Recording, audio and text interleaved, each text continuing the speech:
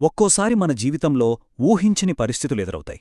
అప్పుడు ఒకరి ప్రాణాన్ని కాపాడాలా వద్దా అనే ఒక పెద్ద ప్రశ్న మన ముందు నిలుస్తుంది. సరే, సహాయం చేద్దామనుకుంటే ఆ తర్వాత ఏవైనా లీగల్ ప్రాబ్లమ్స్ వస్తాయేమోనని ఒక రకమైన భయం. కరెక్టుగా ఆ భయాన్ని పోగొట్టడానికి, మంచి మనస్తో సహాయం చేసేవాళ్లని కాపాడటానికే భారతీయ న్యాయ సంహిత అంటే బిఎన్ఎస్లో ఈ సెక్షన్ 30ని తీసుకొచ్చారు. ఒక్క క్షణం ఆలోచించండి. మన కళ్ల ముందే ఒక యాక్సిడెంట్ జరిగింది.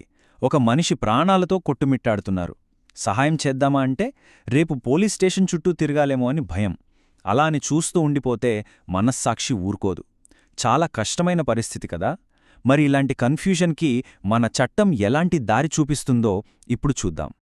అవును, కొన్నిసార్లు ఆలోచించడానికి ఒక్క క్షణం కూడా టైం ఉండదు. ఆ ఒక్క క్షణంలో తీసుకునే నిర్ణయం ఒకరి ప్రాణాన్ని నిలబెట్టొచ్చు లేదా. అందుకే అలాంటి అత్యవసర పరిస్థితుల గురించే ఈ సెక్షన్ మాట్లాడుతుంది. ఒక చిన్న ఉదాహరణ చూద్దాం. సురేష్, రామయ్య అనే ఇద్దరు స్నేహితులనుకుందాం. వాళ్ళ కళ్ల ముందే ఒక ప్రమాదం జరిగింది. ఒక వ్యక్తి కింద పడిపోయాడు, స్పృహలో లేడు. అయ్యో, ఇప్పుడు ఏం చేద్దాం, ఏమైనా లీగల్ సమస్యలొస్తాయేమో అని రామయ్య అంటాడు. కాని సురేష్ అలా ఆలోచించలేదు. ఇప్పుడు ఆదితే అతను చనిపోతాడు అని వెంటనే ఆ వ్యక్తిని హాస్పిటల్కి తీసుకెళ్తాడు. చూడండి, మనలో చాలామందికి ఉండే ఆ భయం, ఆ సందిగ్ధం ఈ చిన్న కథలోనే ఉంది. మరి సురేష్ లాంటి వాళ్ల పరిస్థితేంటి? వాళ్లని కాపాడటానికి చట్టంలో ఏమైనా ఉందా? ఖచ్చితంగా ఉంది. వాళ్లకోసమే భారతీయ న్యాయ సంహితలో సెక్షన్ 30 అనే ఒక రక్షణ కవచం ఉంది. సహాయం చేసే చేతుల్ని చట్టం ఎలా కాపాడుతుందో ఇప్పుడు వివరంగా చూద్దాం. ఈ సెక్షన్ చాలా సింపుల్గా, క్లియర్గా ఒక విషయం చెబుతోంది. ఎవరైనా ప్రాణాపాయ స్థితిలో ఉన్నారనుకోండి, వాళ్ల పర్మిషన్ తీసుకునే టైం కూడా లేదు. అప్పుడు కేవలం వాళ్ల మంచి కోరి, ఒక మంచి ఉద్దేశ్యంతో మనం ఏదైనా చేస్తే, ఆ ప్రాసెస్లో అనుకోకుండా ఏదైనా జరిగినా సరే అది నేరం కాదు. అంటే అత్యవసర సమయాల్లో ధైర్యంగా ముందుకెళ్లడానికి చట్టమిస్తున్న భరోసా ఇది. అయితే ఈ రక్షణ కవచం వర్తించాలంటే కొన్ని కండీషన్సున్నాయి. 4 ముఖ్యమైన కండీషన్స్. 1. బాధితుడి పర్మిషన్ తీసుకోవడం అసాధ్యంగా ఉండాలి. 2. వాళ్లవాళ్లు అంటే సంరక్షకులు ఎవరో అక్కడికి సరైన టైంలో రాలేని పరిస్థితుండాలి. 3. మనం చేసే పని 100కి 100% ఆ వ్యక్తి మేలు కోసమే అయి ఉండాలి. ఇక 4ది అన్నింటికన్నా ముఖ్యమైంది, మన ఉద్దేశం స్వచ్ఛంగా మంచిదై ఉండాలి. ఈ 4 కలిస్తేనే ఈ సెక్షన్ మనల్ని కాపాడుతుంది. సరే, ఈ చట్టం మనకు రక్షణ ఇస్తుంది కదా అని ఎలా పడితే అలా చెయ్యడానికి లేదు. కొన్ని గీతలున్నాయి, కొన్ని హద్దులున్నాయి. వాటిని దాటితే మాత్రం ఈ రక్షణ వర్తించదు.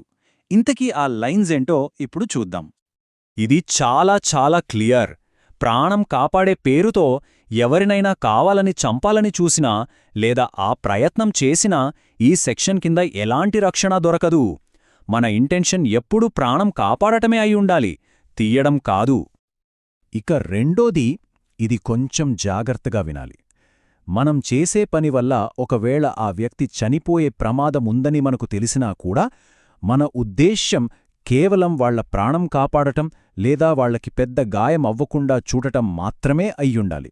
వేరే ఏ కారణమున్నా సరే ఈ రక్షణ వర్తించదు. మూడోది కూడా అంతే.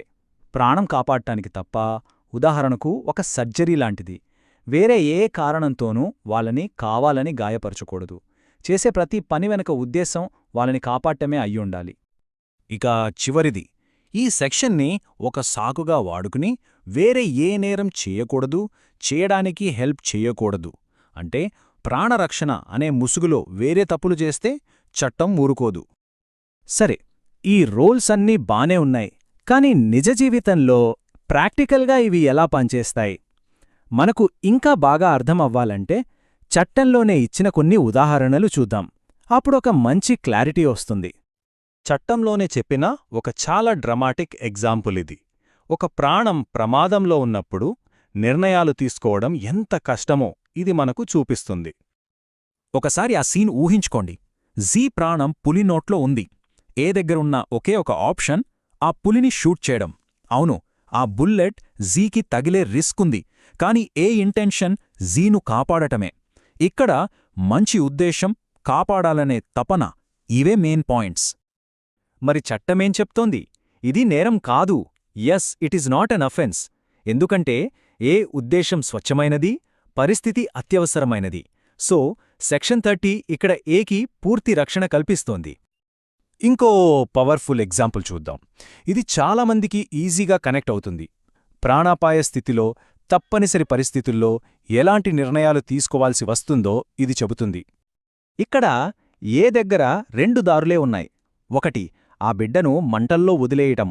రెండోది, కనీసం బ్రతుకుతుందనే చిన్న ఆశతో కిందకు పడేసి కాపాడే ప్రయత్నం చేయటం. అతను రెండోది ఎంచుకున్నాడు. ఎందుకంటే అది బ్రతకడానికి ఒక చిన్న అవకాశమైనా ఇస్తుంది. కాబట్టి ఇది కూడా నేరం కాదు. సో ఇప్పటిదాకా మనం చూసింది ఒకసారి క్విక్గా చూద్దాం. ఈ సెక్షన్ 30 ఎప్పుడు అప్లై అవుతుంది, ఎప్పుడు అవ్వదు. సింపుల్.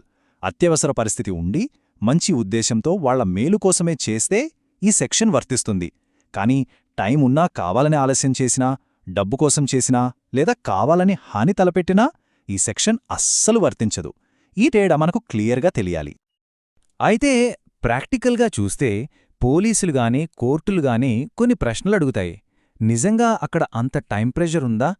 పర్మిషన్ తీసుకోవడం నిజంగానే కుదరలేదా? చేసిన పని నిజంగా అవసరమా? అన్నిటికన్నా ముఖ్యంగా మీ మోటివేంటి?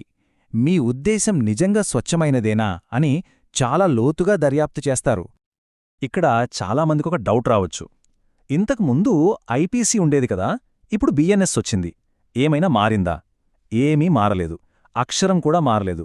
పాత ఇండియన్ పీనల్ కోడ్లోని సెక్షన్ 92నే ఇప్పుడు కొత్త భారతీయ న్యాయ సంహితలో సెక్షన్ 30గా మారింది. కాబట్టి దాని ఉద్దేశ్యం, దాని సారాంశం అన్నీ సేమ్ టు సేమ్. సో ఫైనల్గా ఈ మొత్తం డిస్కషన్ నుంచి మనం గుర్తుపెట్టుకోవాల్సిన ఒకే ఒక్క మాట నిజాయితీ. అంటే గుడ్ ఫెయిత్. మన ఉద్దేశ్యం స్వచ్ఛంగా ఉన్నంతవరకు చట్టం ఎప్పుడూ సహాయం చేసేవాళ్ల పక్కనే ఉంటుంది. మన కథలోకి మళ్ళీ వెళ్తే సురేష్ రామయ్యతో అన్న మాటలు గుర్తుందా? రామయ్య, ప్రాణం కాపాడే క్షణంలో అనుమతి అడగలేము. అప్పుడు రామయ్య, అంటే చేసినా పర్వాలేదా అని అడుగుతాడు. దానికి సురేష్ చెప్పిన సమాధానమే ఈ సెక్షన్ 30కి అసలైన సారాంశం. నిజాయితీగా అవసరం కొద్దీ చేస్తే చట్టం నీ పక్షానే ఉంటుంది. సో ఎవరైనా అలాంటి అత్యవసర పరిస్థితిని ఎదుర్కొన్నప్పుడు భయపడాల్సిన పని లేదు.